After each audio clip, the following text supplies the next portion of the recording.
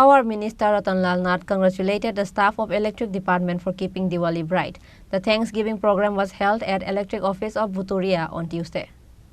The program was attended by MD Devashish Sarkar of Electric Department, including other officials of the department. Likewise, Minister Ratan Lal Nath spoke with the staff of other electric office from other places on this day. দুর্গাপূজার সময় ওরা খুব ভালো কাজ করেছে। নির্বিচ্ছিন্ন বিদ্যুৎ